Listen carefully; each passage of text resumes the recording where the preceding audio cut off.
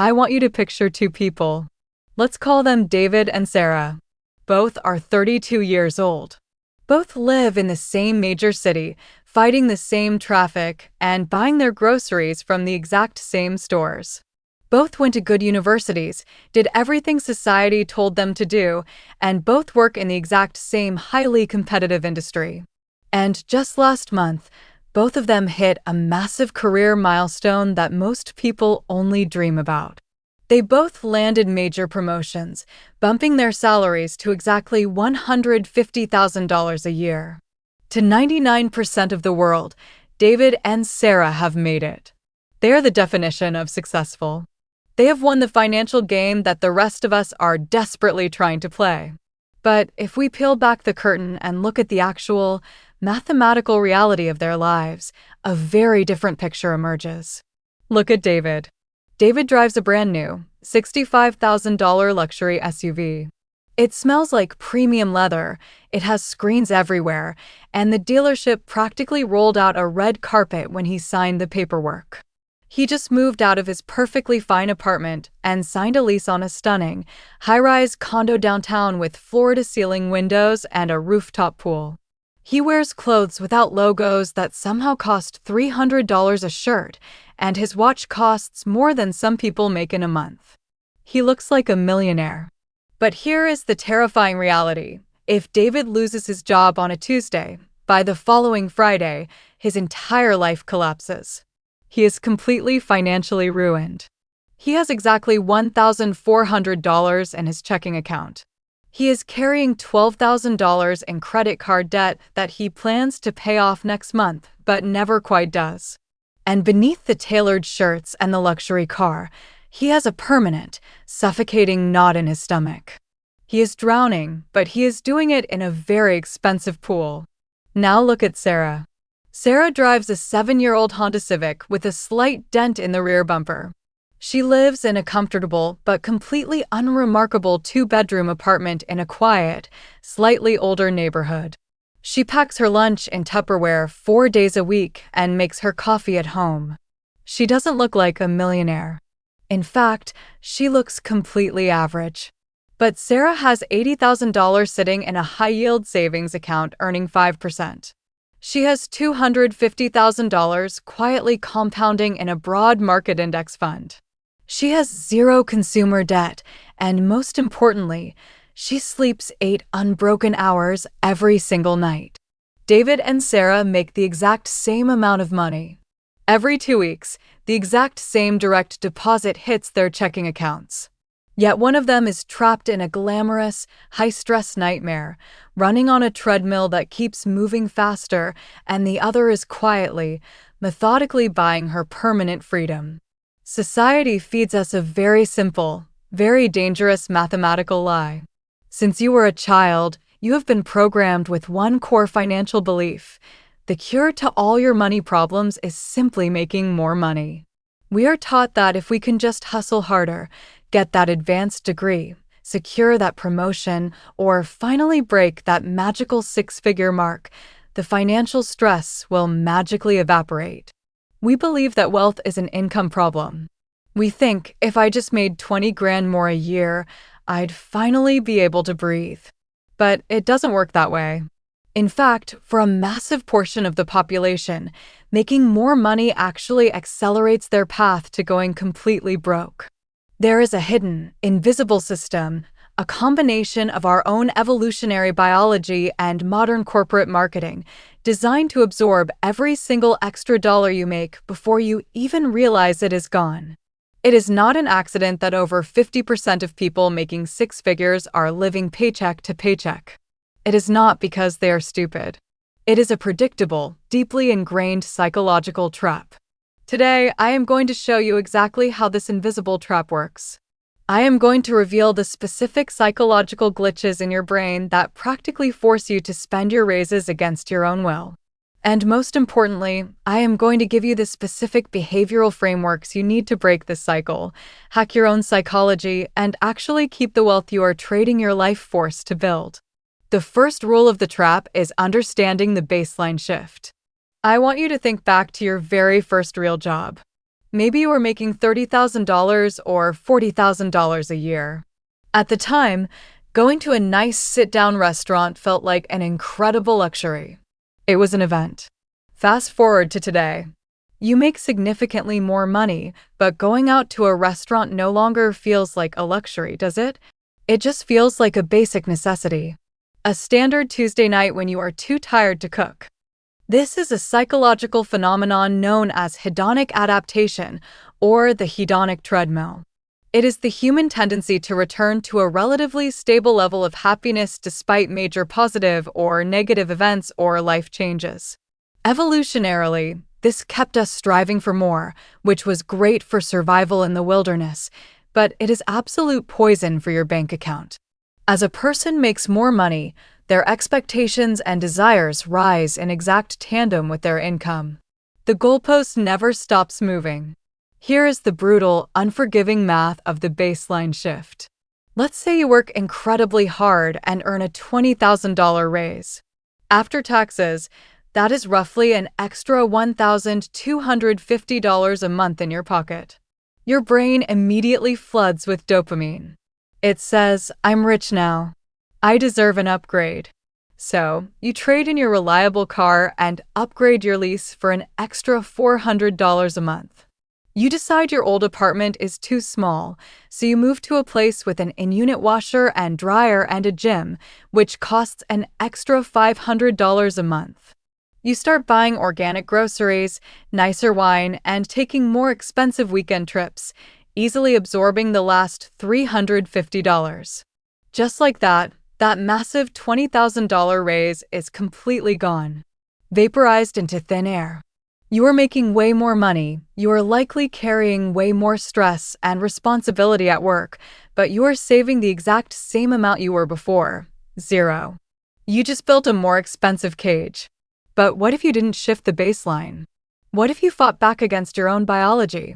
If you took that extra $1,250 a month, pretended it didn't exist, and simply invested it in an S&P 500 index fund, returning a historical 8% average, the math is staggering.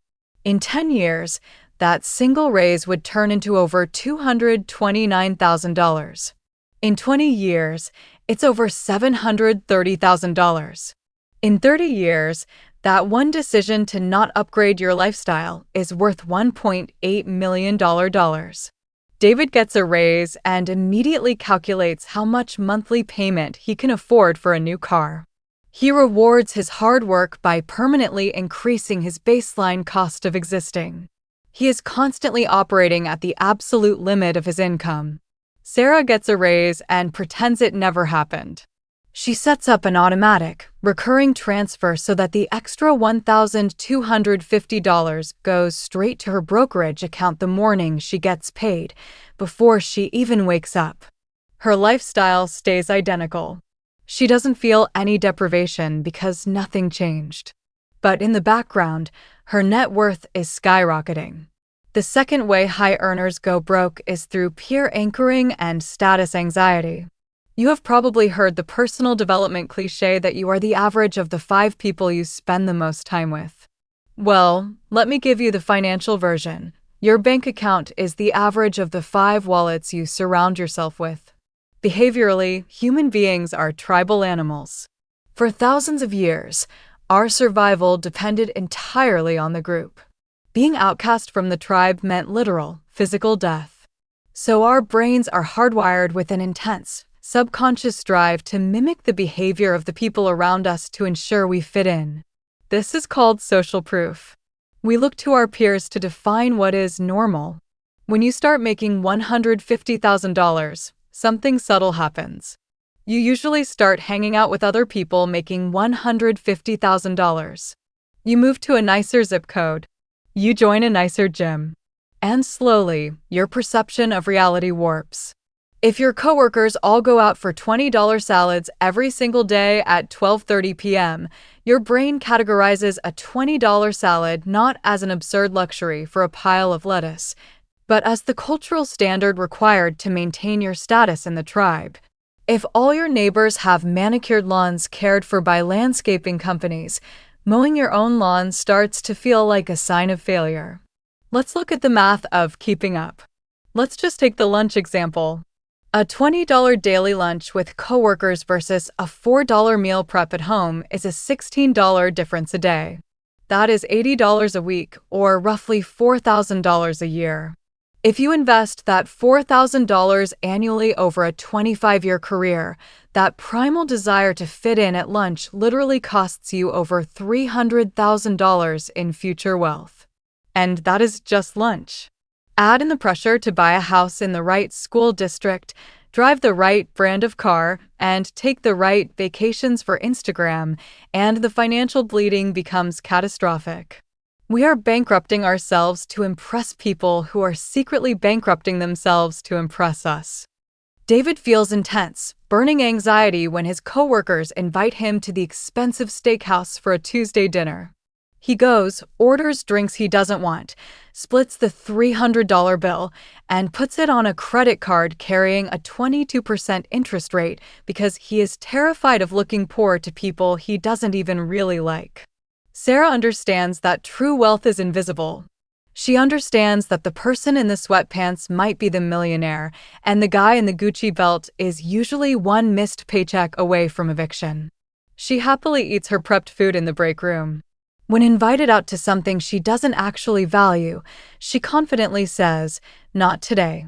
Guys, I'm passing, completely immune to the judgment of people who are secretly drowning in debt." She has detached her ego from her spending. The third trap is the weaponization of convenience. We live in the most frictionless economy in human history. Tech companies have spent billions of dollars and hired thousands of behavioral psychologists to do one thing: remove the friction between your impulse and your money. Apple Pay one-click ordering, Face ID checkout, auto-renewing subscriptions. They want spending money to feel as effortless as breathing. Psychologically, when you hand over physical cash, when you actually count out five $20 bills and hand them to a cashier, your brain registers an actual, measurable sensation in the insula. That is the exact same region of the brain that processes physical pain. It literally, neurologically hurts to hand over physical money. It forces you to pause and ask, is this worth it? But when you double-click the side of your phone to pay, nothing. No pain. No hesitation. The money doesn't feel real. It just feels like a number on a screen. This leads to the death by 1,000 microtransactions. It isn't the flat-screen TV that makes the high earner broke. It is the silent, invisible bleed. It is 4 different $15 streaming subscriptions you barely watch. It is $40 a week in food delivery fees and driver tips because you couldn't be bothered to drive 10 minutes to pick it up yourself. It is $100 in random online purchases you made at 11 p.m. and completely forgot about until the boxes showed up on your porch. That is easily $500 a month bleeding out of your life purely because it was too easy to buy. Do you know what $500 a month is? $500 a month, invested over 30 years at an 8% return, is $1.1 million. You are literally trading a millionaire retirement for the convenience of not having to pick up your own takeout. You are trading years of your future freedom for 20 minutes of convenience today.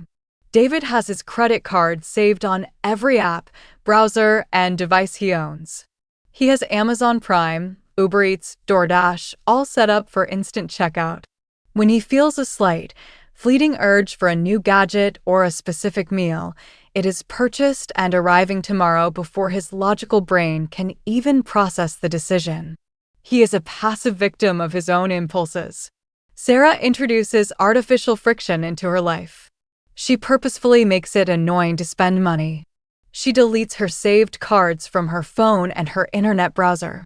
If she wants to buy something online, she forces herself to physically get up, walk across the room, find her wallet, and type the 16 digits in manually. That 45 seconds of friction, that tiny barrier, is enough to kill 80% of her impulse buys. She gives her logical brain time to catch up with her emotional brain. The final and most destructive trap for high earners is the "I earned it" fallacy. Making $150,000 a year usually requires a high-stress, high-demand job. You are managing people, hitting quotas, dealing with corporate politics, and constantly putting out fires. By Friday at 6 p.m., after dealing with angry clients, demanding bosses, and endless emails, your prefrontal cortex, the part of your brain responsible for logic, long-term planning, and self-control, is completely exhausted. In psychology, this is called ego depletion. Think of your willpower like a battery on your smartphone. When you wake up, it is at 100%. But every time you have to make a hard decision, every time you have to bite your tongue in a meeting, every time you force yourself to focus on a spreadsheet, that battery drains. By the end of the week, you are running on 1% battery. Because you feel exhausted, empty, and stressed, you seek a massive dopamine hit to self-soothe. You look in the mirror and tell yourself, I worked 60 hours this week. I earned this $400 weekend getaway. I deserve this $200 dinner. I owe it to myself. This is where the trap snaps shut. You begin using hyperconsumption as a coping mechanism for the stress of the job you are doing to pay for the consumption. It is a vicious, inescapable, perfectly designed loop. You spend your weekends bleeding the cash you just traded your life force to earn during the week. You are essentially paying money to recover from the way you make money. David spends his weekends aggressively spending money to recover from a job he hates. He buys expensive drinks to forget the stress, he buys expensive clothes to feel powerful, and he takes expensive vacations to escape his reality. By doing this, he guarantees he will have to stay at that high-stress job forever to pay off the weekend. He is trapped in a hamster wheel of his own making. Sarah realizes that buying expensive things isn't a reward at all. The ultimate reward for hard work isn't a designer watch or a luxury car. The ultimate reward is buying back her time.